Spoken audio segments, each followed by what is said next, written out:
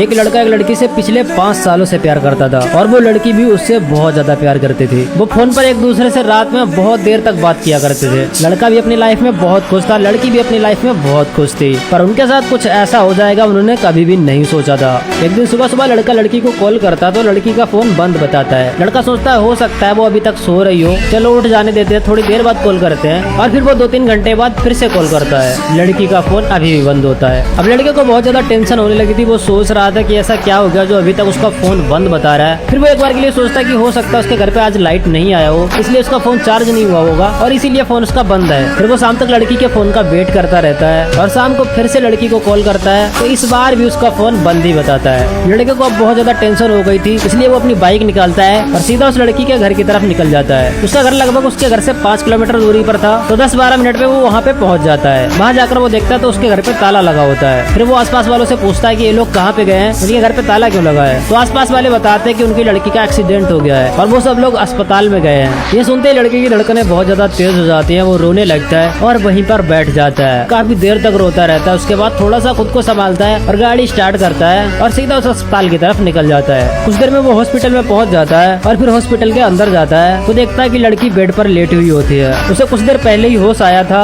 और उस लड़की का नाम था पल्लवी। लड़का उसके बेड के साइड में जाकर खड़ा हो जाता है और उसका हाथ पकड़कर रोते हुए बोलता है, पल्लवी ये सब कैसे हो गया। फिर वो उसका हाथ कस के पकड़ लेती है और बहुत ज्यादा रोने लगती है। लड़के का नाम शिवा था तो वो लड़की रोते रोते बोलती है, शिवा मुझे तुम्हारी सिर्फ आवाज आ रही है, तुम मुझे दिखाई क्यों नहीं दे रहे हो। लड़का बोलता है मैं तुम्हारे सामने खड़ा हूँ, तुम मुझे अच्छे से देखो। वो बोलती है नहीं शिवा, मैं तुमको बहुत अच्छे से देखने की कोशिश कर रही हूँ पर मेरी आंखों के सामने सिर्फ अंधेरा है, मुझे कुछ भी दिखाई नहीं दे रहा है। तो वो लड़का भागकर डॉक्टर के पास जाता है और डॉक्टर से पूछता है कि आखिर पल्लवी को कुछ दिखाई क्यों नहीं दे रहा है। तो डॉक्टर फिर उसे कुछ ऐसा बताते हैं जिसे जानने के बाद वो कुछ पल के लिए सदमे में चला जाता है।